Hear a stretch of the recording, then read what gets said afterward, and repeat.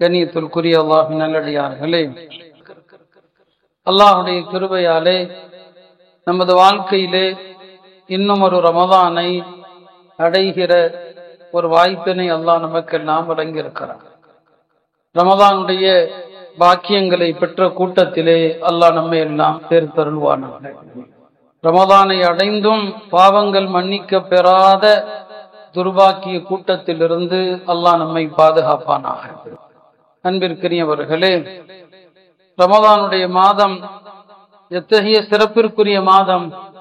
பெருமானார் ஸல்லல்லாஹு அலைஹி வஸல்லம் அவர்கள் மிக அழகாக சொல்வார்கள், என்னுடைய உம்மத் ரமதானுடைய சிறப்பை அறிந்திருக்குமானால் வருடமெல்லாம் ரமதானாக இருக்கக்கூடாதா என்று விரும்புவார்கள் என்று சொன்னார். ஒரு பொருளுடைய மாண்பையும் சிறப்பையும் அறிகிற போதுதானே அதன் மீது ஆர்வம், அதன் மீது நமக்கு தேடல்களும் ஏற்படுகிறது.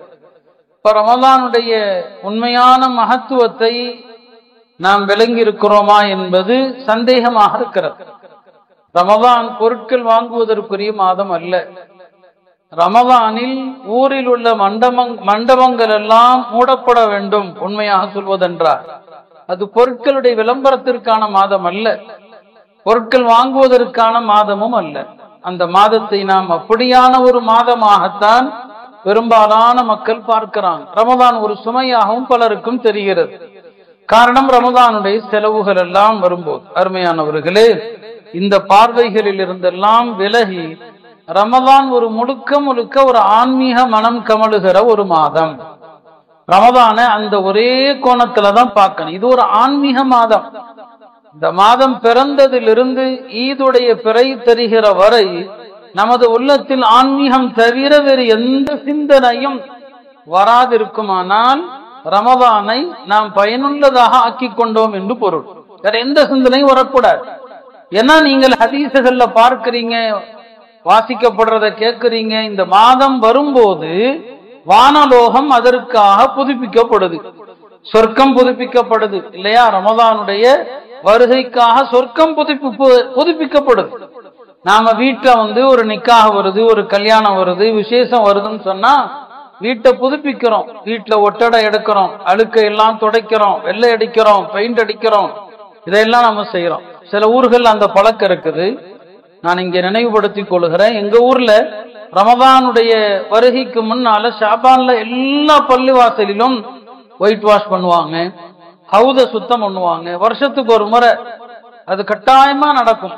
இன்றைக்கு இந்த ஹதீஸ பார்க்கும்போது எனக்கு அப்படி ஒரு ஞாபகம் வந்தது.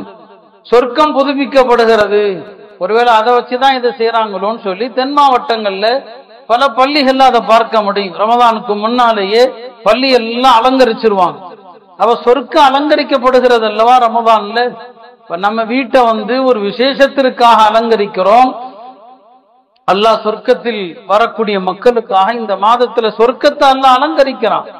நரகத்தினுடைய வாசல்களை எல்லாம் அல்லாஹ் மூடி விடுகிறான். அப்ப அங்க முழுக்க ரமதான் ஆன்மீக மாதம் என்பதனாலதான் நரகத்திற்குரிய அமல்களுக்கான வேலை ரமதானில் கிடையாது. அதத்தான் இது அதஹல ரமதான், ரமதான் வந்துவிட்டால் ஃபுத்திஹத் அப்வாபுல் ஜன்னah, சொர்க்க கதவுகள் திறக்கப்படுகிறது. வகுல்லிகத் அப்வாபு ஜஹன்னம், நரகத்தினுடைய வாயில்கள் எல்லாம் மூடப்படுகிறது. வசுல்சிலத்தி ஷயாத்தீன், ஷைத்தான்கள் எல்லாம் விலங்கிடப்படுகிறார்கள் என்று சொல்லப்படுவதற்கு இதுதான் காரணம். அது மட்டுமா என்ன, ரமதானுடைய முதல் பிறந்து விட்டாலே வானலோகத்தில் ஒரு அறிவிப்பாளர் நியமிக்கப்படுகிறார்.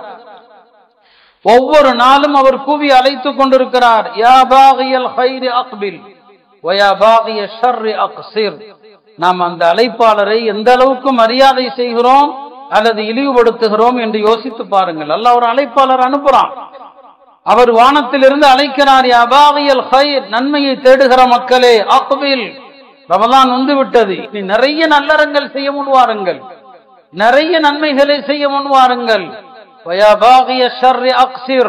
இதுவரைக்கும் பாவங்கள் தீமைகள் செய்து கொண்டிருந்த மக்களே, இந்த மாதத்திலாவது பாவத்தை நிறுத்துங்கள், இந்த மாதத்திலாவது பாவத்தை தொடராமல் இருங்கள். என்று ஒரு அழைப்பாளரை அல்லாஹ் அனுப்புறான். அப்ப பாருங்க, அல்லாஹ் இந்த மாதத்திற்காக சொர்க்கத்தை அலங்கரிக்கிறான். சொர்க்கத்து ஹூருல் ஈன்கள் அவர்கள் மகிழ்ச்சியோடு கேட்கிறாங்க, எந்த இரவு எந்த நாள் இது என்று. இல்லையா? நரகத்தை அல்லாஹ் மூடி விடுகிறான். ஒரு வானவரை அனுப்பி அல்லாஹ் அழைப்பு செய்கிறான். இத்தனையும் ஆன்மீகத்திற்கான ஏற்பாடு தானே. அப்படியான இந்த மாதத்துல கூட குர்ஆன் ஓதுகிற சிந்தனை இல்லாம, இந்த மாதத்துல கூட திக்ருடைய சிந்தனை இல்லாம, இந்த மாதத்துல கூட தர்ம சிந்தனை இல்லாம, எந்த ஆன்மீக வாடையும் இல்லாமல் மற்ற 11 மாதங்களை போல ரமதானும் ஒரு மாதமாக கழிந்து விட்டால் என்ன பிரயோஜனம் இருக்கிறது அருமையானவர்களே? இப்படியானால் இந்த ரமதானை எப்படி நாம் எதிர்கொள்ளணும், ரமதானை எப்படி நாம கழிக்கணும், என்னென்ன செய்ய வேண்டும், என்னென்ன செய்யக்கூடாது என்பதையெல்லாம் நாம் ஒரு திட்டமிடல் வேண்டும். ரமதான் வந்து விட்டது, எல்லாவற்றையும் நாம் பேண வேண்டிய ஒரு கட்டாயத்தில் இருக்கிறோம். நம்முடைய நாவை பேண வேண்டும், பார்வையை பேண வேண்டும், செவிகளை பேண வேண்டும், உணர்வுகளை பேண வேண்டும். பேண வேண்டிய பல்வேறு விஷயங்கள் ரமதானில் இருக்கிறது. வெறும் நோன்பு மாத்திரம் அல்ல, நோன்பு மட்டும் கிடையாது, வெறும் தராவீஹ் மட்டும் கிடையாது. அப்படி யாராவது நினைத்தால் அவர்களுக்கு தான் ஒரு ஹதீஸ் எச்சரிக்கையாக இருக்கிறது. நபி ஸல்லல்லாஹு அலைஹி வஸல்லம் சொன்னாங்க, ருப்ப ஸாயிமின் லைஸ லஹு மின் ஸியாமிஹி இல்லல் ஜூ. நிறைய நோன்பாளிகள் இருக்கிறாங்க, அந்த நோன்பாளிகளுக்கு நோன்பினால் பசித்திருந்ததை தவிர வேறு எந்த கூலியும் இல்லை. வருப்ப காயிமின், சில தொழுகையாளிகள் இரவெல்லாம் தொழுதிருப்பாங்க, லைஸ லஹு மின் கியாமிஹி இல்ல ஸஹர், அவர் இரவுல தொழுதாலும் கண் விழித்தார் என்பதை தவிர எந்த கூலியும் கிடையாது. நோன்பு வச்சும் பசித்ததை தவிர எதுவும் இல்லைன்னா யாரு? ஒண்ணு முகஸ்துதிக்காக நோன்பு வச்சிருப்பார், அல்லது நோன்பு வச்சுட்டு நாவை பேணி இருக்க மாட்டார், நோன்பு வைத்துக் கொண்டு தன்னுடைய பார்வையை பேணி இருக்க மாட்டார். இப்படிப்பட்ட நோன்பாளிகள் நோன்பிருந்தும் வெறும் பசிதானே தவிர வேறு எந்த பிரயோஜனமும் இல்லை. அல்லாஹ் பாதுகாக்கணும். அப்படியான நோன்பாளிகளுடைய நிலையிலிருந்து அல்லாஹ் எம்மை பாதுகாக்க வேண்டும். இப்ப ரமலான் மற்ற மாதங்களை போல் அல்ல, வெறுமனே நோன்பு நோற்று இரவுல தொழுதுட்டோம், வேற எந்த வணக்கமும் இல்லை, எந்த பேணுதலும் இல்லை.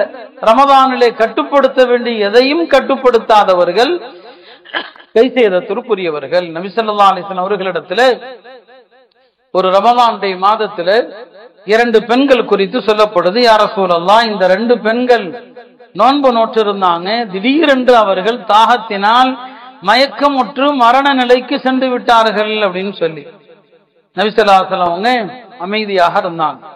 பிறகு மறுபடியும் வந்து சொல்லப்பட்டது, யா ரசூலல்லாஹ், அந்த பெண்கள் விட்டா கொஞ்ச நேரத்துல மௌத்தாயிடுவாங்கன்னு சொல்லி அமைதியாக இருந்துட்டாங்க. பிறகு மீண்டும் சொல்லப்பட்டது, யா ரசூலல்லாஹ், இந்த 2 பெண்கள் மௌத்தாயிடுவாங்க, தாகத்துல ஏதாவது செய்யுங்க. அந்த 2 பெண்களையும் அழைத்து வர சொன்னாங்க, 2 பாத்திரங்களை எடுத்து வைக்க சொன்னாங்க, அந்த 2 பெண்களையும் வாந்தி எடுக்குமாறு சொன்னாங்க.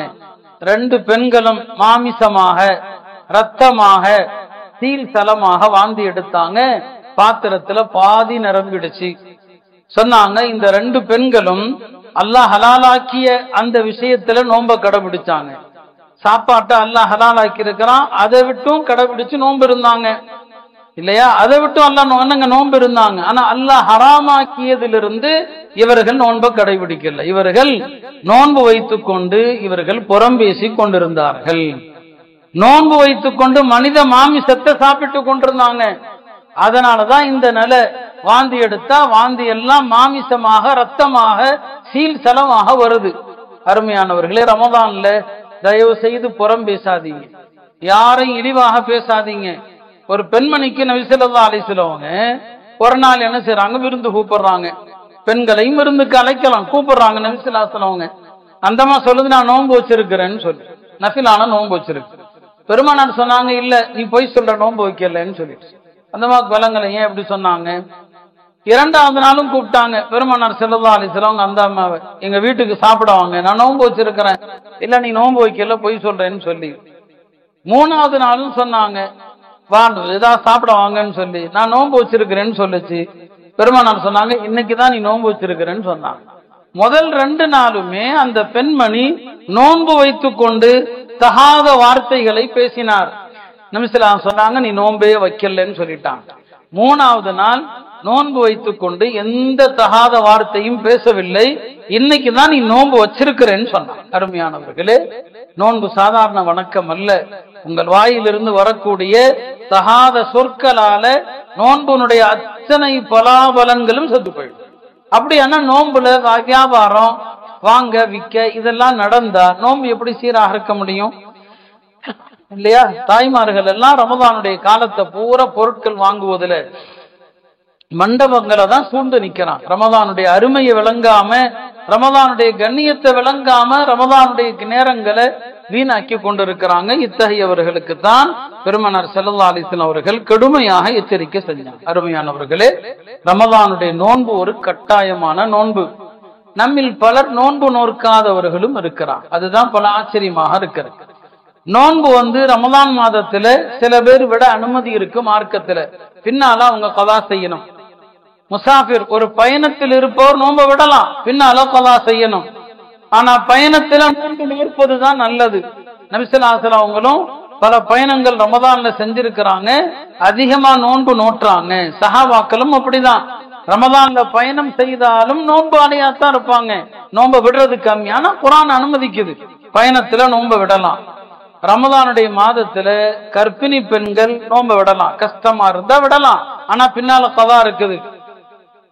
கர்ப்பமா இருக்கிறாங்க, கர்ப்பமா இருக்கிற பெண்கள்ல ஒவ்வொரு பெண்ணுக்கு ஒவ்வொரு வகையான நிலை இருக்கும். சில பெண்களுக்கு ஒண்ணுமே தெரியாது, சில பெண்கள் ரொம்ப சிரமப்படுவாங்க, வாந்தி எடுக்கவும். அதுவும் மார்க்க அனுமதிக்குது மக்களுடைய பலவீனங்களுக்கு ஏற்ப. ரமதான் மாதத்துல கை குழந்தைக்கு பாலூட்டுகிற பெண்ணாக இருந்தால் அவர்களுக்கு நோன்பை விட அனுமதி இருக்கு, பின்னால கதா செய்யணும். பின்னால கதா கண்டிப்பா என்னங்க செஞ்சாகணும். ரமதான் மாதத்துல கடுமையான நோயாளியாக ஆயிட்டார், ரொம்ப நோய்வாய்ப்பட்டுட்டார், நோன்பு வைக்கிற தாக்கத்து இல்ல, நோன்பு வைக்கிற முடியாத அளவுக்கு பலவீனம், நோன்பை விடலாம். நோய் முடிந்து குணம் அடைஞ்சது நோன்பு வைக்க ஆரம்பிச்சாலும் விட்டதை பின்னால கதா செய்யணும். இப்படி மார்க்க அனுமதிக்குது. இந்த 4 பேரும் இப்ப சொன்னோம் இல்லையா, ஒரு பயணி, ஒரு கர்ப்பிணி பெண், பாலூட்டுகிற பெண், ரமதானில் வியாதியோடு இருப்பவர், இந்த 4 பேரும் ரமதான்ல நோன்பை விட்டுட்டு பின்னால கதா செஞ்சுதான் ஆகணும். 5வது நபர் யாருன்னா வயோதிகர்கள், வயது முதிர்ந்த ஆண்கள் பெண்கள்.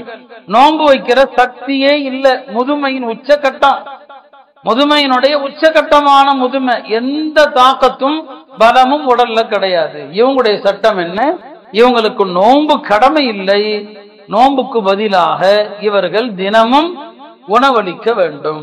ஒரு மிஸ்கீனுக்கு உணவளிக்கணும், இதான் சட்டம். பல பேருக்கு அந்த சட்டமும் தெரிகிறது இல்லை. இது அறவே நோன்பு வைக்க முடியாதவங்க, நோன்பு வைக்கிறத யோசிச்சு கூட பார்க்க முடியாது. அத்தகைய முதுமை நிலையை அடைந்தவர்கள் ஒவ்வொரு நோன்புக்கும் ஒரு யாருக்காவது உணவளிக்கணும். அந்த உணவளித்தல் என்பது காலை மாலை உணவாகவும் கொடுக்கலாம், சஹர் நேரத்துல ஒரு சாப்பாடு, மாலையில இஃப்தார் நேரத்துல ஒரு சாப்பாடு அப்படியும் கொடுக்கலாம். அல்லது ஒரு நோன்புக்கு நீங்கள் ஃபித்ராவுடைய கணக்கு வச்சுக்கங்க, அந்த பணம் அப்படியும் கொடுக்கலாம். அல்லது ஒரு நாள் நோன்புக்கு அரிசியா கொடுத்தீங்கன்னா 3 கிலோ 200 கிராம் அரிசியா கொடுக்க. நம்ம சாப்பிட்ற உணவு எது? அரிசி. நீங்க நோன்பே வைக்க முடியாதா? ஒரு நோன்புக்கு 3 கிலோ 200 கிராம் அரிசியாக என்ன செய்யுங்க, கொடுங்க. இப்படிதான் என்னங்க, இது முதுமை, அறவே நோன்பு வைக்க முடியாதவங்களுக்கு. இவங்க தான் ரமதான் மாதத்துல நோன்பை விடுறதுக்கு சலுகை தரப்பட்டவர்கள். இவங்களை தவிர வேற யாரும் ரமதான்ல நோன்பை விட அனுமதியே கிடையாது. ஆனா நம்மில் பலரும் நல்ல நிலையில தான் இருக்கிறான், பெரிய வியாதி எல்லாம் கிடையாது, பெரிய வியாதி இல்லை. இப்ப சில பேர் சுகர்னால நோன்பு வைக்காம இருக்கிறாங்க. சுகர்ல பல விதம் இருக்கலாம். சில சுகர் நோயாளிகளுக்கு பசிய அறவே தாங்க முடியாது, நோன்பு வச்சா மயக்கம் வந்துரும் சொன்னா உண்மையான நிலை அப்படி இருந்தா நோன்பை விடலாம். ஆனா சுகர்ல நோன்பை தாங்குற சக்தி உள்ளவர்களும் இருக்கிறாங்க, அவங்களுக்கு விட அனுமதி இல்லை. சில பேர் நல்லா இருக்கிறாங்க, ஆரோக்கியமாக இருக்கிறாங்க, நடமாடுறாங்க, வெளியில சுத்துறாங்க, ஆனா நோன்பு வைக்கிறதே கிடையாது. இவர்களுக்கு யாருக்காவது உணவளித்தா போதும் என்கிற சட்டம் இல்லை. இவர்கள் மிகப்பெரிய பாவிகள். ரமதான்ல ஒரு நோன்ப காரணம் இல்லாம விட்டு விட்டால் அந்த ஒரு நோன்புக்கு பதிலாக காலம் எல்லாம் நோன்பு நோற்றாலும் ஈடாகாதுன்னு பெருமானார் சொன்னார். ரமதான்ல ஒரு நோன்பை விட்டுட்டார் காரணம் இல்லாம, ஒரு நோன்பு போச்சுன்னு சொன்னா நீங்க ஆஹா ஒரு நோன்பை விட்டுட்டமேன்னு சொல்லி காலம் முழுக்க நோன்பு வச்சீங்க, நபி ஸல்லல்லாஹு அலைஹி வஸல்லம் சொன்னாங்க, காலம் முழுக்க நோன்பு நோற்றாலும் கூட ரமதானுடைய ஒரு நோன்புக்கு ஈடாகாதுன்னு சொன்னாங்க. எனவே அருமையானவர்களே, ரமதானுடைய நோன்பை விட்டவர்கள், கடந்த காலத்துல விட்டவர்கள், அல்லாஹ்ட்ட பாவ மன்னிப்பு கேளுங்க, நோன்பை விட்டதற்காக தௌபா செய்யுங்க. இந்த ஆண்டு முழுமையாக நோன்பு நோற்க முயற்சி செய்யுங்கள். நீங்களே முடிவு பண்ணாதீங்க. பல பேருடைய தவறே அதுதானே. நம்ம யாரையும் குறை சொல்லல. உட்கார்ந்து தொழக்கூடியவர்கள், பரத உட்கார்ந்து தொழக்கூடியவர்கள், உண்மையான காரணம் இருந்தா உட்கார்ந்து தொழலாம், இல்லைன்னு இல்லை, உட்கார்ந்து தொழலாம். மார்க்க அனுமதிக்குது. மார்க்க அனுமதிக்கிறத ஹராம்னு சொல்ற உரிமை யாருக்கும் இல்லை, எனக்கும் இல்லை, யாருக்குமே இல்லை. நம்ம என்ன சொல்றோம், நீங்க உட்கார்ந்து தொழுகிற அளவுக்குள்ள நோயாளி தானா? அது நீங்க எப்படி முடிவு பண்ணீங்க? உங்களுக்கு அந்த காரணம் இருக்குதா? உங்களுக்கு நல்லா நடமாடுறீங்க, அழகாதான் இருக்கிறீங்க, உண்மையாலுமே உங்களால ருக்கு செய்ய முடியாது, சுஜூது செய்ய முடியாது, காலம் அடக்க முடியாது, உயிர் போகிற வலி, துடிக்கிற வலி அப்படி இருக்குதா? அப்படி இருந்தா நீங்க சேர்ல உட்கார்ந்து தொழலாம். இத சொன்னா பல பெரியவர்கள் கோவப்படுறாங்க, தங்களை தாக்கிட்டோன்னு சொல்றாங்க. எனக்கு என்ன இருக்கு, உங்களை தாக்குறதுல என்ன இருக்குது இல்லையா? உண்மையான இருக்கிறாங்க. இப்ப நம்முடைய மரியாதைக்குரிய ஹஜரத் இருக்கிறாங்க, சேர்ல இருக்கிறாங்க, அவங்க எல்லாம் பார்த்தாலே தெரியும் நடக்கவே கஷ்டப்படுறவங்க. அவங்க உட்கார்ந்து தொழுதா நின்னு தொழுதா என்ன கூலியோ அதே கூலி அவங்களுக்கு கிடைக்கும். ஆனா இது எல்லாருக்கும் பொருந்துமா? அத்தகைய சேர் தொழுகையாளிகளை கண்டிக்கிறோம். உண்மையான காரணம் யாருக்கு இருக்குதோ அவர்களை பத்தி நாம சொல்றதுக்கு தகுதியே கிடையாது. அவங்கள பத்தி நான் எதுக்கு பேசுறேன்? எனக்கு என்ன இருக்கு? அல்லாஹ் அனுமதி கொடுத்திருக்கான் அவங்களுக்கு. ஆனா பல பேரை பார்த்தா அப்படி தெரியல. நீங்க அல்லாட்ட நீங்க தான் பதில் சொல்லணும். அதே மாதிரிதான் ரமதான்ல நோன்ப விடுறதுக்கு நீங்களே முடிவு பண்ணிக்கிறது. எனக்கெல்லாம் நோன்ப விட்டுக்கலாம், என்ன கஷ்டம், உங்களால பசியோடு இருக்க முடியாதா, தாகத்தோடு இருக்க முடியாதா, நீங்க பயணங்கள்ல பல மணி நேரம் பசியோடு இருந்தது கிடையாதா? அப்ப ரமதான்ல உங்க மனோ இச்சைப்படி முடிவு செய்யாதீங்க. இது ஒரு கட்டாயமான ஃபர்து. இது மார்க்கத்தினுடைய 5 கடமைகள்ல ஒரு கடமை. இது உங்க மனோ இச்சைப்படி எனக்கு வயசாயிடுச்சு, நான் நோன்பு வைக்கிறதுக்கு தேவையில்லை என்று நீங்கள் உங்கள் மனோ இச்சைப்படி முடிவு செய்தால் மிகப்பெரிய குற்றவாளி. ரமதானுடைய மாதத்துல இந்த பாவத்தை செய்யாதீங்க. ரமதான்ல நோன்பு வச்சுட்டு வீட்டுல உட்காரு. உங்களுக்கு வெளியில சுத்தனா ஒரு மாதிரியா வருமா? வீட்டுல உட்காருங்க. பள்ளிக்கு தொழுக வந்தா கூட வெயில்ல வரணும் ஒரு மாதிரியா இருக்குமா? பரவாயில்ல, வீட்டுல உட்காருங்க, தொழுவுங்க, உங்களுக்கு அனுமதி இருக்குது. ஆனா நோன்போட அனுமதி கிடையாது. நீங்க நோன்பு வச்சுதான் ஆகணும். வெளியில சுத்தினா ஒரு மாதிரியா வருதா, வீட்டிலேயே உட்காருங்க, காலையிலிருந்து மாலை வரைக்கும் உட்காருங்க. ஆனா நோன்பை விடுறதுக்கு அனுமதி இல்லை. எனவே தயவு செய்து ரமதான்ல நோன்பை விடுபவர்கள் அல்லாஹ்வை அஞ்சிக் கொள்ளுங்கள். பல பேர் அப்படி காரணம் இல்லாமல் விடுவதாக ஆண்டுதோறும் நம்மிடம் சொல்லப்படுது. சில பேர் சொல்றாங்க, சில பேர் நல்லா இருக்கிறாங்க ஆனா நோன்பு வைக்கிறது இல்ல. அல்லாஹ் அஞ்சு கொள்ளுங்க. வாழ்க்கையில அப்படி பல தடவை தவறு செஞ்சிருந்தா தௌபா செய்யுங்க. இந்த ஆண்டு முதல் முயற்சி செய்யுங்க. நோன்பு வச்சா அல்லாஹ் ஒரு தனி வலிமையை கொடுப்பான், அல்லாஹ் ஒரு தனி தாக்கத்தை கொடுப்பான். கண்டிப்பாக என்னங்க, அல்லாஹ்வுடைய உதவி நோன்பாளிகளுக்கு இருக்கிறது. அல்லாஹ் நோன்பாளிகளுக்கு என்று தனி சொர்க்கத்தை வச்சிருக்கிறான். வேற யாருக்கும் அந்த சொர்க்கத்துல போக முடியாது. ரய்யான் என்கிற ஒரு சொர்க்கம் நோன்பாளிகளுக்கு மட்டும்தான், வேற யாரும் அந்த வாசல் வழியாக போக முடியாது. அந்த மாதிரி விசேஷமான ஒரு வணக்கம் தான் நோன்பு. பெருமானார் ஸல்லல்லாஹு அலைஹி வஸல்லம் உங்களிடத்துல பல சஹாபாக்கள் கேட்பாங்க, யா ரசூலல்லாஹ் ஏதாவது ஒரு அமல சொல்லுங்க, வாழ்க்கை பூரா கடைபிடிச்சுக்கிட்டே இருக்கிறோம், சொர்க்கம் போயிடணும். எல்லாருக்குமே சொன்ன அமல் என்ன தெரியுமா? அலைக பிஸ்ஸௌம், நோன்பு வைங்க. ஃபைன்னஹு லா மிஸ்ல லஹு, நோன்புக்கு நிகரா ஒரு வணக்கமே கிடையாதுன்னு சொன்னாங்க. அதனாலதான் நஃபிலான நோன்புகள் எத்தனை நோன்பு இருக்குது வருஷத்துல. ஷவ்வால் 6 நோன்பு இருக்குது, அரஃபா நோன்பு இருக்குது, ஆஷூரா நோன்பு இருக்குது, மாசம் 3 நாள் நோன்பு இருக்குது, திங்கக்கிழமை நோன்பு, வியாழக்கிழமை நோன்பு, அவ்வளவு நோன்பு இருக்குது. இது அல்லாம நபி ஸல்லல்லாஹு அலைஹி வஸல்லம் சிறந்த நோன்புன்னு சொல்லுவாங்க. அது என்ன? காலமெல்லாம் நோன்பு நோற்ற மாதிரி. ஒரு நாள் நோன்பு வைக்கிறது, ஒரு நாள் நோன்பு விடுறது. இது எப்போ? நஃபிலான நோன்பு. ரமதான பத்தி பேசல. ரமதான் முடிஞ்சிருச்சு. வருஷத்துல 5 நாள் நோன்பு வைக்க கூடாது. 5 நாளை தவிர மீதி நாட்கள் பூரா ஒரு நாள் நோன்பு வைக்கிறது, ஒரு நாள் நோன்பு விடுறது. நபி ஸல்லல்லாஹு அலைஹி வஸல்லம் அப்துல்லாஹ் இப்னு அம்ருங்கிற சஹாபிக்கு இந்த முறையில நோன்பு வையினாங்க. இதான் தாவூத் அலைஹிஸ்ஸலாமுடைய நோன்பு. இந்த நோன்பு தான் சிறந்த நோன்புன்னு சொன்னாங்க. அருமையானவர்களே, இப்படி நஃபிலான நோன்புகளை இவ்வளவு ஆர்வம் ஊட்டி இருக்கிறாங்க நபி ஸல்லல்லாஹு அலைஹி வஸல்லம். ஃபர்தான நோன்பு விஷயத்துல அலட்சியமா இருந்தா எவ்வளவு பெரிய பாவம். ரமதான்ல தவிர்க்க முடியாத பயணம் செய்ய வேண்டியது வந்தால் பயணத்தை தவிர்க்க முடியாது, நோன்பை விடலாம்.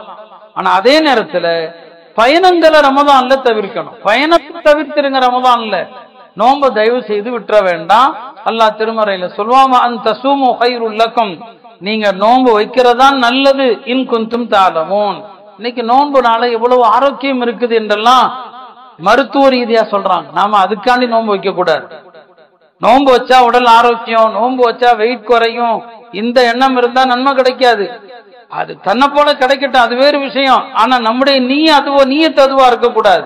பெருமானார் அதையும் சொல்லிட்டாங்க. ஏன்னா ஒரு காலத்துல அப்படியெல்லாம் கூட சில பேர் நோன்பு வைப்பாங்க. நோன்பு வைக்கிறது ஒரு நல்ல டயட், அது நோன்பு வச்சா உடல் குறையும், கொழுப்பு குறையும், இப்படி நோன்பு வைக்க கூடாது. மன் காம ரமதான ஈமானன் வஹ்திசாபன், யார் ரமதானுடைய மாதத்துல ஈமான் கொண்டதற்காக, நான் முஸ்லிம், அல்லாஹ் நோன்பு வைக்க சொன்னா அதுக்காண்டி நோன்பு வைக்கிறேன், வஹ்திசாபன் நோன்பு வச்சா நன்மை உண்டுன்னு சொன்னாங்க, அதுக்காக நோன்பு வைக்கிறேன் என்று யார் நோன்பு வச்சாரோ ஓஃபிர லஹு, அவருக்கு மன்னிக்கப்படும் மா தகத்தம மின் தம்பி, அவருடைய முன் சென்ற பாவங்கள்.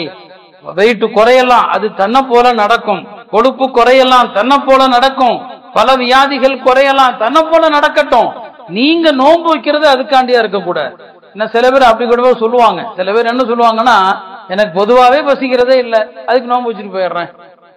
பொதுவாவே எனக்கு பசிக்கிறது இல்லைங்க, நோன்பு வச்சுட்டு போயிடுறேன். இவர் அல்லாஹ் கொண்டு நோன்பு வைக்கல. பழக்கம், எனக்கு பசிக்கிறதே இல்லை, நோன்பு வச்சா அப்படி பச்சுட்டா என்ன? இது வார்த்தைக்கு கூட வரக்கூடாது உங்கள்கிட்ட இருந்து. அதான் நபி ஸல்லல்லாஹு தெளிவா சொல்லிட்டாங்க, ஈமானன், நான் முஸ்லிம் என்பதற்காக நோன்பு வைக்கிறேன், எனக்கு பசிக்கவில்லை என்பதற்காக அல்ல, எனக்கு தாகம் இல்லை என்பதற்காக அல்ல. மன் காம ரமதான ஈமானன், நான் முஸ்லிம், வஹ்திசாபன், என்னுடைய நபி ஸல்லல்லாஹு அலைஹி வஸல்லம் அவங்க நன்மை உண்டுன்னு சொன்னாங்க. நோன்பாளிக்கு ரையான்ங்கிற சொர்க்கம் உண்டுன்னு சொன்னாங்க. நோன்பாளிக்கு 2 சந்தோஷம் இருக்குன்னு சொன்னாங்க. நோன்பு திறக்கிற நேரத்துல ஒரு சந்தோஷம், நோன்பின் காரணமாக அல்லாஹ்வை சந்திக்கிற போது கிடைக்கிற சந்தோஷம். நான் அதுக்காண்டி நோன்பு வைக்கிறேன். நாம நாளைக்கு நியத்து செய்யும் போது எதுக்குங்க நான் நோன்பு வைக்கிறேன்? எதற்காக? எனக்கு ரையான்ங்கிற சொர்க்கத்திற்காக நான் நோன்பு வைக்கிறேன். என்னுடைய ரப்ப சந்திக்கும் போது கிடைக்கிற ஆனந்தத்திற்காக. அந்த எண்ணத்துல நோன்பு வைங்க. உடல் குறையும், கொழுப்பு குறையும், அது குறையும், இதெல்லாம் நிறைய கட்டுரைகள்லாம் இப்ப இந்த நேரத்துல சுத்தி சுத்தி வரும். வாட்ஸ்அப்ல எல்லாம் வரலாம். அது உண்மையோ பொய்யோ அதெல்லாம் அப்புறம் உள்ள விஷயம். ஆனா அதை பார்த்து நோன்பு வச்சீங்க, உங்க நோன்புக்கு நன்மை இல்லை. அதான் இந்த ஹதீஸ் நமக்கு சொல்றது. இப்படி எல்லாம் பின்னால 4 பேர் பேசுவான்னு சொல்லிதான் மன் காம ரமதான ஈமானன் வஹ்திசாபன் ஊஃபிர லஹு மா தகத்தம மின் தம்பி. இந்த எண்ணத்துல நோன்பு வைங்க, உங்களுடைய எல்லா வியாதிகளும் சரியா, எல்லாமே குணமாயிடும். அதனால தயவு செய்து காரணம் இல்லாதவங்க சின்ன சின்ன சாக்கு போக்குகளை சொல்லி தயவு செய்து நோன்பு விட்டுறாரு. இந்த காலத்துல சின்ன குழந்தைகள் நோன்பு வைக்கிறான். கடமை இல்லை அவங்களுக்கு, கடமை இல்லாத அந்த சின்னஞ்சிறார்கள் நோன்பு வைக்கிறாங்க. அவங்கள பார்த்து நாம வெக்கப்பட வேண்டாம். இந்த குழந்தைகள் நோன்பு வைக்கிறப்ப நாம இப்படி சாப்பிட்றோமேன்னு சொல்லி இல்லையா? எவ்வளவு பேர் கஷ்டப்பட்டு நோன்பு வைக்கிறாங்க, கடமை இல்லை. ஆனாலும் எத்தனையோ வயோதிகர்கள் நோன்பு வைக்கிறாங்க. நோன்பு வச்சே தீருவேன். சில மார்க்கத்துல சில சலுகைகளை பயன்படுத்தலாம், அவங்க கடமையின்படியும் செயல்படலாம். யாருக்கு நோன்பை விட அனுமதி இருக்குதோ சலுகை எடுத்துக்கொள்ளலாம். கடமையை நான் கண்டிப்பா செய்யறேன்னு செய்யலாம். அப்படி எத்தனை பேர் இருக்காங்க. அப்படி இருக்க நல்ல ஆரோக்கியமானவர்கள் ரமதானுடைய மாதத்துல நோன்பு வைக்காம இருந்தா எவ்வளவு பெரிய கை சேதம். பெருமானார் ஸல்லல்லாஹு அலைஹி வஸல்லம் சொன்னாங்க, மன் ஹுரிம கைரஹா ஃபகத் ஹுரிம, யார் ரமதானுடைய பாக்கியத்தை இழந்து விட்டாரோ அவர் எல்லா பாக்கியத்தையும் இழந்தவர். ரமதானுடைய பாக்கியத்தை இழந்தவர் எல்லா பாக்கியத்தையும் இழந்தவர். பாருங்க, ரமதான்ல ஒரு ஃபர்துக்கு 70 ஃபர்து நன்மை, ரமதான்ல ஒரு நஃபில் வணக்கம் ஒரு ஃபர்துடைய நன்மை, ரமதான்ல ஒரு உம்ரா செஞ்சா ஹஜ்ஜுடைய நன்மை, எல்லாமே ரமதானுடைய மாதத்துல பல மடங்காக ஆக்கப்படுது. இப்படியான ஒரு அழகான இந்த ரமதானுடைய இந்த நோன்பை தயவு செய்து பாலாக்கி விட வேண்டாம். ரமதான்ல எல்லாரும் நோன்பு வைக்கணும்.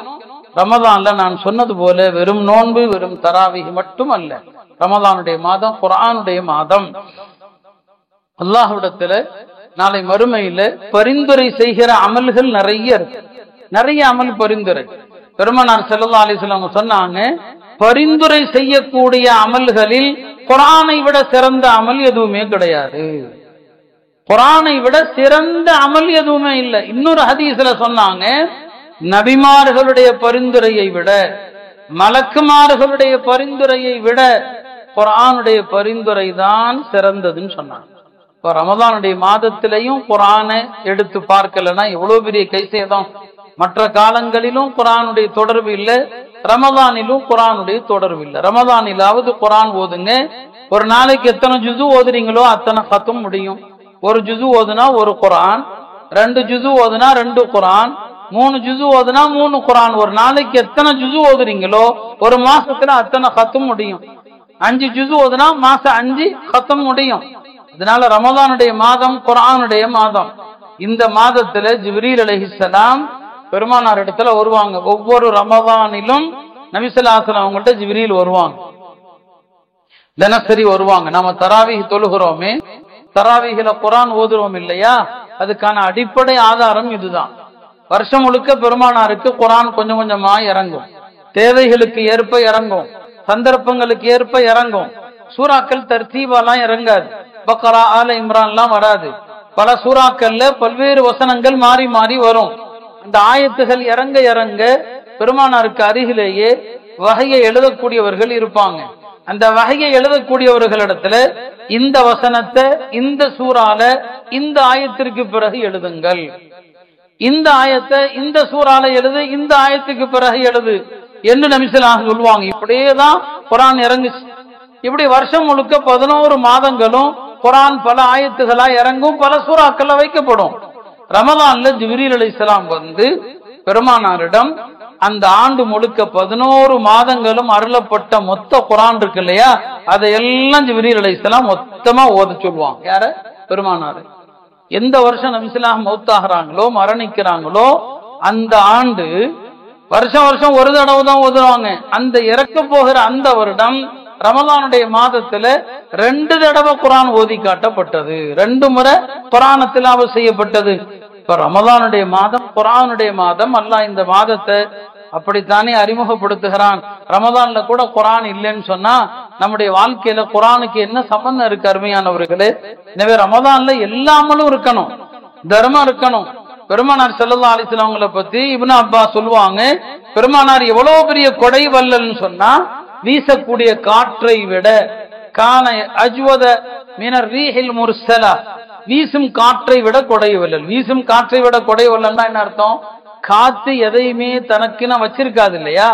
ஒரு பொருள் காத்தோட மோதுதுன்னா காத்து அந்த பொருளை என்ன செஞ்சிடும்? தட்டிடும். எதையுமே வச்சு காத்து பிடிச்சு வைக்காது. காத்து வந்து எல்லாத்தையுமே என்ன செய்யும்? உதறிடும். பெருமானாருடைய கையில எந்த பொருள் வந்தாலும் அவங்க கையில இருக்காது, கொடுத்துருவான். அதான் அர்த்தம். காற்றை விட கொடை வல்லன்னு சொன்னா, காற்று எப்படி எதையுமே வச்சிருக்காதோ நபி ஸல்லல்லாஹு அலைஹி வஸல்லம் கையில வர்ற எதையும் வச்சிருக்க மாட்டாங்க, எல்லாத்தையும் கொடுத்துருவாங்க. ரமதான்ல அள்ளி கொடுங்க. ரமதான் ஜகாத்துக்குரிய மாதம் அல்ல, ஜகாத்துக்குரிய மாதம் ரமதான் கிடையாது. ஜகாத்துங்கிறது நான் சொல்றேன் வாலிபர்களுக்கெல்லாம், நீங்க வாழ்க்கையில முதல்ல சம்பளத்தை வாங்க ஆரம்பிக்க போறீங்க. இப்பதான் ஒரு ஜாபுக்கு போறீங்க, சம்பளம் வாங்க போறீங்க. முதல் சம்பளம் 1 லட்ச ரூபா வாங்குறீங்களா? இப்போ அந்த 1 லட்ச ரூபா உங்களுக்குரியது. நீங்க இப்போ மார்க்க நிர்ணயித்து ஜகாத்து கடமையாகிற அளவு 612 கிராம் வெள்ளி. 612 கிராம் வெள்ளியினுடைய இன்றைய மதிப்பு எனக்கு இப்ப சரியா நான் கணக்கு போட்டு வரல, பொதுவா வருவேன், இன்னைக்கு மறந்துட்டேன். இன்றைய மதிப்பை பாருங்க, அது ஒரு 60,000 70,000 இருக்கும். இந்த அளவுக்கு முதல்ல ஒருத்தன் கையில பணம் எப்ப வருதோ அவன் நிசாப், மார்க்கம் நிர்ணயித்த உச்சவரம்பை அடைந்து விட்டார். நீங்க முதல் சம்பளம் என்னைக்கு வாங்குறீங்களோ அதுதான் உங்களுக்கு ஜகாத்து கடமையாகிற மாதம். அது துல்ஹஜ்ஜா இருக்கலாம், முஹர்ரமா இருக்கலாம், ஆங்கில மாதம் கணக்கல்ல. நீங்க வேலைக்கு போற மாசம் அரபி மாதம் எந்த மாசம்? முஹர்ரம் மாசம் வேலைக்கு போனீங்களா? முஹர்ரம் மாசம் நீங்க வாங்கின சம்பளம் இருக்கு பாருங்க, அந்த சம்பள தேதியை குறிச்சு வைங்க. எனக்கு முதலா ஜகாத்து கடமையாகிற அளவு இன்னைக்கு தான் வந்துச்சு, அதுதான் உங்களுடைய ஜகாத்து கடமையாகிற வருஷம். ஒரு வருஷம் ஆகும்போது அடுத்த வருஷம் முஹர்ரம் வந்தா நீங்க ஜகாத்து கொடுக்கணும். ஜகாத்துக்கும் ரமதானுக்கும் சம்பந்தம் இல்லை. நீங்க பிறந்த தேதி எழுதி வைக்கிறீங்க இல்லையா? பிறந்த தேதி எழுதி வச்சு பர்த்டே கொண்டாடுறீங்க, கல்யாண தேதி எழுதி வச்சு வெட்டிங் டே கொண்டாடுறீங்க. அதுக்கு தனியா ட்ரெஸ், அதுக்கு தனியா சாப்பாடு, அல்லது 4 பேருக்கு ட்ரீட் கொடுக்கறது, ஹோட்டல்ல கூட்டு போய் தேநீர் விருந்து, இதெல்லாம் நடக்குது. கூடும் கூடாதுங்கிறத ஒதுக்கி வைங்க. இது எல்லாமே எழுதி வைக்கிறோம். ஆனா எப்ப நான் சம்பாதித்து முதல் பணக்காரன் ஆனேன் அதை எழுதுறது இல்லை. நீங்க முதல் சம்பாத்தியம் பணக்கார வருமானம் மார்க்கம் நிர்ணயித்திருக்கிற பணக்காரன். நம்ம பார்வையில பணக்காரர்னா கோடீஸ்வரருக்கு பணக்காரருமோ, மார்க்கத்துல பணக்காரர் 612 கிராம் வெள்ளி அளவுக்குள்ள தொகையை வச்சிருக்கிறோம் பணக்காரன். வாலிபர்கள் முதல்ல எவ்வளவு நீங்க 1 லட்ச ரூபாய் சம்பளம் வாங்கினீங்களோ பணக்காரர் ஆயிட்டீங்க. அந்த தேதியை குறிச்சிருங்க. என்னுடைய ஜக்காத்துடைய மாதம், அடுத்த வருஷம் ஜக்காத்து கொடுங்க. இதான் சட்டம். வருஷந்தோறும் சொல்லவும் செய்யறோம். யார் சொன்னாங்க? எந்த சட்டத்துல இருக்குது ரமலான்ல ஜக்காத்து கொடுக்க சொல்லி?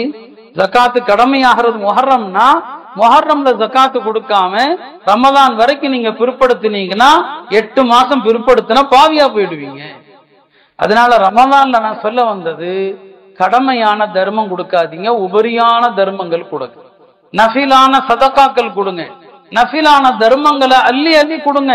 எல்லா வணக்கங்களும் ஒரு மனதாக ஒரு சேர செய்ய வேண்டிய ஒரு மாதம் இந்த ரமலானுடைய மாதம். எனவே திலாவத் இருக்கணும், தர்மங்கள் இருக்கணும். ரமலான்ல அதிகமா திக்ர் செய்யுங்க. நிறைய திக்ர்கள். நான் இப்ப டைம் ஆயிடுச்சு, சில திக்ர்களை சொல்லலாம் நினைச்சேன். நிறைய திக்ர்கள் அடுத்தடுத்த பயான்கள்ல சொல்ற. ரமலானுடைய பொழுதுகள் உங்களுடைய நாவுகள் எப்போதும் அல்லாஹ்வுடைய திக்ர்ல திளைத்து இருக்கட்டும். வீணான எந்த சொற்களும் பேசாதீங்க, எந்த வார்த்தைகளும் சொல்லாதீங்க. ரமலான் ஒரு வருஷத்திற்கான மதிப்பீடு. உங்களுடைய ரமலான் சரியா இருந்தா அடுத்த வருஷம் வரைக்கும் நீங்க பாவமே செய்ய மாட்டீங்க. உலமாக்கள் 3 வகையான அளவீடுகள் சொல்லுவாங்க. ஒரு மனிதனுடைய ஒரு வாரம் சரியா இருக்கணும்னா, ஜும்மா சரியா இருந்தா அடுத்த வாரம் வரைக்கும் நீங்க சரியா ஒழுங்கா இருப்பீங்க. ஒரு மனிதனுடைய ஒரு வருஷ காலம் சரியா இருக்கணும்னா, ரமலான் சரியா இருந்தா அடுத்த வருஷம் வரைக்கும் சரியா இருப்பீங்க. ஒரு மனிதனுடைய ஆயுள் சரியா இருக்கணும்னா, உங்களுடைய ஹஜ் சரியா இருந்தா ஆயுள் முழுக்க சரியா இருப்பீங்க. ஹஜ்ஜுக்கு போயிட்டு வந்தவன் தப்பு பண்றான்னா ஹஜ்ஜில ஓட்ட இருக்குன்னு அர்த்தம். நல்லா ஞாபகம் வச்சுங்க. ஹஜ் ஏற்றுக்கொள்ளப்பட்டுடுச்சு. ஒரு ஹாஜி தப்பு செய்ய மாட்டார், ஒரு ஹாஜி ஏமாத்த மாட்டார், ஒரு ஹாஜி பொய் சொல்ல மாட்டார். உலமாக்கள் இப்படி 3 அளவீடுகள் சொல்லுவாங்க. ரமதான் 2வது அளவீடு. அடுத்த வருஷம் வரைக்கும் நாம் எப்படி இருக்க போகிறோம் என்பதை இந்த ரமதான் தான் தீர்மானிக்க போகிறோம். எனவே அருமையானவர்களே, பாக்கியம் நிறைந்த ஒரு அழகான ஒரு மாதத்தை அல்லாஹ் நமக்கு தந்திருக்கிறான். இந்த மாதம் முழுக்க பரக்கத்தான மாதம். இந்த மாதம் முழுக்க துவா ஏற்றுக்கொள்ளப்படுகிற நேரங்கள். இந்த சந்தர்ப்பத்தை வீணாக்காதீங்க.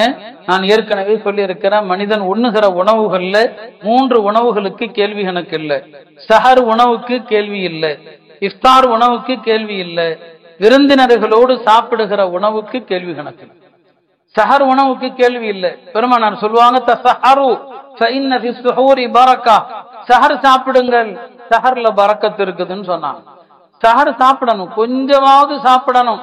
சஹர் உணவை பெருமானார் ஸல்லல்லாஹு அலைஹி வஸல்லம் அதை பத்தி சொல்லும் போதெல்லாம் பரக்கத்தான சாப்பாடு தான் சொல்லுவாங்க. ஒரு நாள் சஹர் சாப்பிட எல்லாத்தையும் கூப்பிட்டாங்க. ஹலும்மு இலல் கதாஇல் முபாரக், இந்த அருள்வலம் செய்யப்பட்ட பரக்கத்தான உணவை உண்ண வாருங்கள் அப்படின்னு கூப்பிட்டாங்க. அதனால சஹர் உணவு பரக்கத்து, அதுக்கு கேள்வி இல்லை. சரிங்களா? இஃப்தார் உணவுக்கு கேள்வி இல்லை. எப்பவுமே விருந்தினர்களோடு சாப்பிட்டு பழகுங்க. கேள்வி கணக்குல இருந்து தப்பிக்கணும்னா 4 பேர்த்த கூப்பிட்டு வச்சு சாப்பாடு கொடுங்க எப்பவுமே. அப்ப அல்லாஹ் கேள்வி கேட்கவே மாட்டான். எப்படி சாப்பிட்டாலும் கேள்வி இல்லை. இந்த 3 வகை உணவுகளுக்கு கேள்வி கிடையாது. அதனால சஹருடைய நேரம், துஆவுடைய நேரம். சஹர் சாப்பாட்டுல தினமும் யாராவது 2 பேருக்கு, மிஸ்கின்களுக்கோ முசாஃபிர்களுக்கோ வெளியூர்ல இருந்து வரக்கூடியவர்களுக்கோ யாரோ ஒரு 2 பேருக்கு சாப்பாடு கொடுங்க. இஃப்தார் யாரோ ஒரு 2 பேருக்கு தினசரி கொடுங்க. நீங்க இஃப்தாருக்கு யாருக்காவது உணவளித்தீங்கன்னா உங்களுக்கு நோன்பு வச்ச நன்மை கிடைக்கிறதோட அவருடைய நோன்புடைய நன்மையும் சேர்ந்து உங்களுக்கு கிடைக்கும். இப்படி எத்தனையோ நல்லறங்களுடைய ஒரு அழகான வாய்ப்பு எல்லாம் நமக்கு தந்திருக்கிறான். அருமையானவர்களே, ரமதான் மாதத்துல அல்லாஹ்விடத்துல தனியா உட்கார்ந்து அழுங்க. மற்ற காலங்கள்ல அழுக வருதோ இல்லையோ, ரமதான்ல அழுக வரணும். பெருமானார் சொன்னாங்க, 4 குணம் இருந்துச்சுன்னா நீங்க துர்பாக்கியசாலி ஞாபகம் வச்சுக்கங்கன்ட்டாங்க. 4 விஷயங்கள் துர்பாக்கிய தலம் என்று சொன்னாங்க. ஒன்று ஜுமூதுல் ஐன், கண்ணிலிருந்து கண்ணீர் வருவதே கிடையாது, வறண்ட கண். அது இப்படி இருந்தா எச்சரிக்கை விடுறாங்க. 2வது கஸ்வத்துல் கல்ப், இறுகிய உள்ளம், உள்ளத்துல இறக்க குணமே கிடையாது. 3வது தூலுல் அமல், அதிக ஆசைகள். 4வது அல் ஹிர்சு அல துன்யா, உலக மோகம். இந்த 4ம் இருந்தா உங்களுடைய நிலை துர்பாக்கிய நிலைன்னு சொன்னாங்க. எனவே அழாத கண்கள் ரொம்ப ஆபத்தானது. அழணும். தனிமையா இருக்கும்போது அழுக வரணும். ரமதானுடைய இரவு காலங்களில் அழுக வரணும். வாழ்க்கையில கடந்த காலங்கள்ல ரமதானை எவ்வளவு பாலாக்கி இருக்கிறோம் என்று அழுக வரணும். ஆயுள்ல எவ்வளவு நாள் போயிடுச்சு அல்லாஹ்வுடைய பொருத்தத்திற்கு மாற்றமா எவ்வளவு காரியம் செஞ்சோம் அதை நினைத்து அழுக வரணும். நம்முடைய பாவங்கள், நம்முடைய தவறுகள், எத்தனை மனிதர்களை காயப்படுத்தி இருப்போம், எல்லாவற்றையும் எண்ணி அழுகை வர வேண்டும். அப்ப அத்தகைய ஒரு தருணம் தான் இந்த ரமலானுடைய மாதம். எல்லாம் வல்ல அல்லாஹ் இந்த ரமலானை நம் எல்லோருக்கும் எல்லா வகையிலும் ஆஃபியத்தாக ஆக்குவானாக, பாவங்கள் இல்லாத ரமலானாக ஆக்குவானாக, எல்லா நல்லறங்களும் நிறைந்த ரமலானாக ஆக்குவானாக. நல்லோர்கள் சங்கைக்குரிய ரமலானை எப்படி பயன்படுத்தி அல்லாஹுடைய பொருத்தத்தை அடைந்தார்களோ அந்த நல்லோர்களுடைய ரமலானை போல அல்லாஹ் நம் எல்லோருடைய ரமலானை மாக்கியல்வானாக. யாதொரு குழப்பங்கள், ஃபித்னாக்கள் எதுவும் இல்லாத ரமலானாக உலக முஸ்லிம்களுக்கு இந்த ரமலானை ஆக்குவானாக. நெருக்கடியில் இருக்கிற எல்லா முஸ்லிம்களுக்கும் இந்த ரமலானுடைய பரக்கத்தால் அல்லாஹ் விடுதலை தருவானாக, அவர்களது அச்சத்தை நீக்குவானாக. குறிப்பாக இந்தியாவிலே நடக்கிற முஸ்லிம்களுக்கு எதிரான எல்லா அநீதிகளிலிருந்தும் அல்லாஹ் இந்த ரமலானில் விடுதலை தருவானாக. ரமலானுடைய இரவு கால வணக்கங்களில் ஆர்வத்தை தருவானாக. தராவியிலே ஓதப்படுகிற குர்ஆனை ஆர்வத்தோடு கேட்கிற நசீபை அல்லாஹ் தந்தருள்வானாக. யாதொரு நோய் நொடியும் இல்லாமல் ரமலானிலே நோன்பு நோக்கக்கூடிய முழுமையான வாய்ப்பினை அல்லாஹ் தந்தருள்வானாக. وآخر دعوانا أن الحمد لله رب العالمين.